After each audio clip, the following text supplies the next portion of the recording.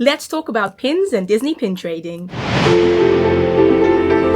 Hi everyone, how's life, and welcome to another one of my videos. So if you've been watching my channel for quite some time, you would know that I'm a big fan of Disney pins, and anytime I go into the parks, whether it's a special event or if I stay in a special hotel for the first time, I always like to collect a pin from it. But something that's even more fun that I've never talked about much on my channel is Disney pin trading. So as you can see, I have loads of pins here on my lanyard.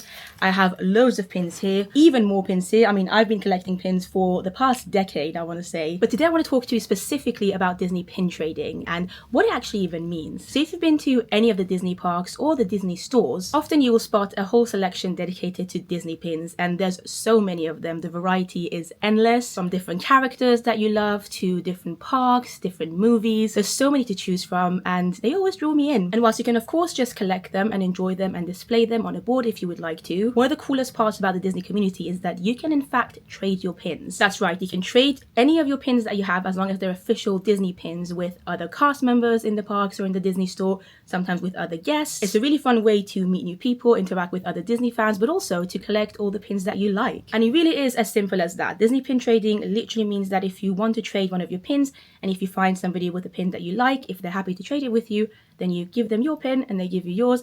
And that's it, you've traded your pin. Now, Disney pin trading has actually been around for 25 years, believe it or not. So it actually started around the millennium. So in 2000, back in Walt Disney World was the first place that started it all. And then very quickly it expanded to Disneyland Resort, Disneyland Paris, and literally all the other Disney parks worldwide, as well as the Disney Cruise Line and all the Disney stores as well. This year, they're actually celebrating 25 years of Disney pin trading, which is very cool. Now, this pin trading bag that I have even has this little zip that says 25 years of Disney pin trading, which is so cool. I know for a fact that I would have absolutely loved Disney pin trading when I was a child. I mean, I enjoy it now, but I feel like for children, it can be even more fun. But what I personally like about pin trading, other than the fact that it gives me the chance to chat to other cast members and, you know, just have fun interactions within the Disney community, is that it's just fun to hunt for certain pins. For instance, I collect Pocahontas pins, so if I ever spot a Pocahontas pin on a cast member's lanyard, and if they're willing to swap it with me, it's amazing. And it's just really fun to be able to build your collection of whatever character, whatever castle, whatever thing you want to collect by pin trading with other guests and other cast members. Now, if you've never pin traded before, it is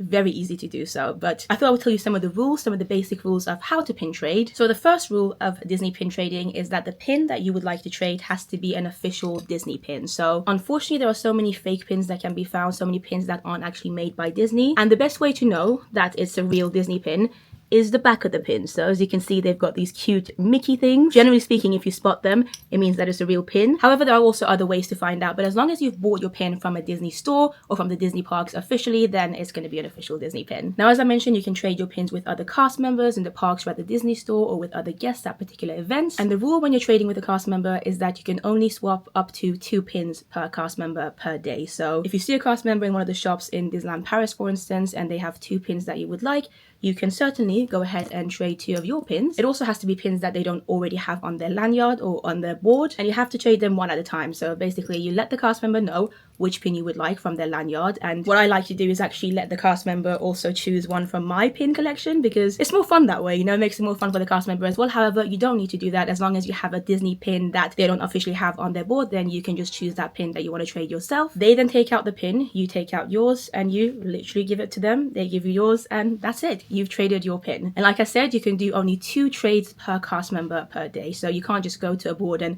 trade all your pins with that board, you know? It makes it more fun as well, because it gives you the chance to go around the park if you're in a Disney park, or if you're in a Disney store, maybe visit again in the future and see what else they have available, or speak to other cast members, because a lot of them have these lanyards with pins on them. And that's the thing, as long as you find a cast member that has one of these lanyards with loads of pins on them, you can just go up to them and kindly ask them if they would be willing to trade one of their pins. Most shops in the Disney park also have Disney pin boards, which again, you have to just go up and ask the cast member, and if they're available, they will bring it out to you. And it's basically a board, normally sneaky shaped. It's very, very cute. And again, they have a variety of pins on them. It's a similar concept. If you find a pin that you would like to trade with, you tell a cast member, they take it out, they hand it to you, and you can give them one of your pins in return. Now, the Disney pin trading community is huge, and there are always so many fun pin trading events happening around the world, and the possibilities of the pin trades that you can do are endless. There are so many incredible Disney pins out there, and so many opportunities to pin trade around the world. Like I said, all the Disney parks, Disney Cruise Line, Disney stores. Disney even sometimes hosts particular Disney pin trading events. At Disneyland Paris, it happens every other month, I believe, and there are more happening worldwide provide constantly as well. So like I said, if you want to trade your Disney pins, the opportunities are endless. And if you've never pin traded before, if you've never even bought a pin before, I would recommend you starting with a starter pack. Now, in most of the Disney parks and in the Disney stores, you can often find lanyards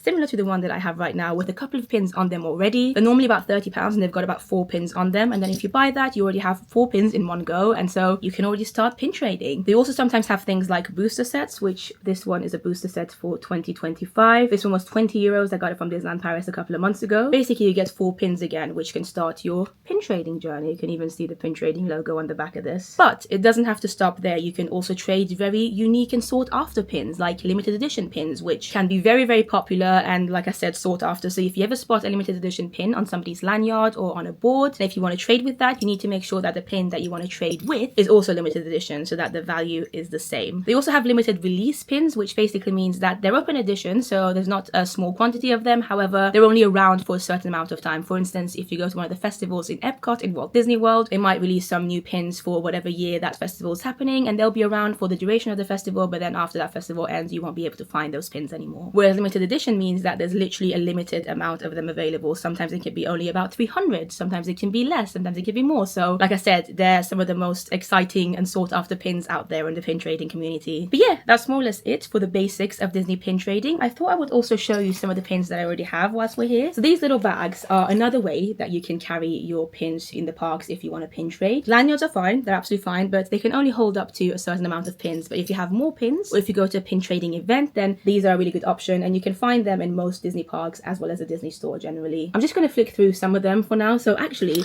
how fun is this? This is for the 25th anniversary of Disney pin trading. It's Chip and Dale, and they are collecting their pins. It's so cute. We've got some over here from my recent trip to Walt Disney World and the Disney Cruise Line. That's the 30th anniversary of Epcot's Flower and Garden Festival. I mean, there's a lot here. I have so many pins, and this is just one of my bags. Oh yeah, this is one of my Pocahontas collections. I have more in another bag, but how cute is this? And these bags often also have a little zip area where you can put the boards of your pin in them if you want to. And yeah, very useful, very practical. And then this one is a much bigger one that I've had for the past 3 years, I want to say. And this is a work in progress. I tend to go back to these from time to time and add to them, rearrange my pins. Like here you can see all my attractions from Disneyland Paris. I also recently attended a Rewind to the 90s pin trading event at the Disney store in London, which was loads of fun. They had loads of exclusive new pins coming out, as well as so many pin trading opportunities. You can see some of the pins that were available at this event. I may have purchased quite a lot of them. These are just some of the ones that I bought. You can see this one specific to the event. This new Pocahontas one, I can't wait to add to my collection. And then Ariel in a 90s vibe, as well as Mickey, which says London on it. What was really cool at this particular pin trading event is that we also got to meet the fantastic graphic designer who designed all these pins. So Kenny Osinowo, he was there meeting the guests, signing the pins if people wanted to, and I also got to have a quick chat with him. The thing for me was the fun I'd get out of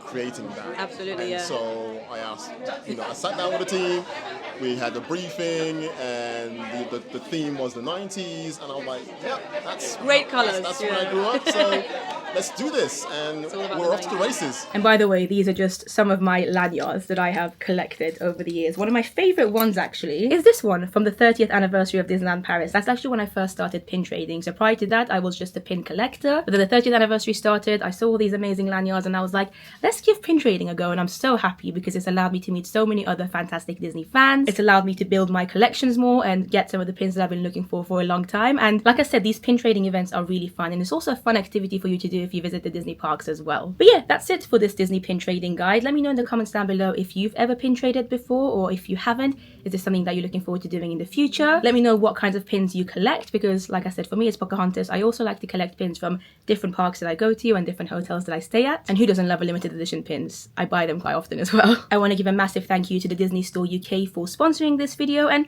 thanks to you guys as well for watching. And if you haven't pin traded before, why not start now? It's been 25 years since this amazing activity started around the world, and it's still as popular as ever, and it's a lot of fun. So start your pin trading journey today. Get yourself a pin starter pack, and yeah, find a cast member in a Disney park or at the Disney store and do your first pin trade. See how it goes. Thank you so much for watching this video. Go subscribe for more videos and follow me on Instagram. Huge shout out to my lovely Patreon members and my YouTube members. You guys are amazing, and I'll see you in the next one. Bye bye.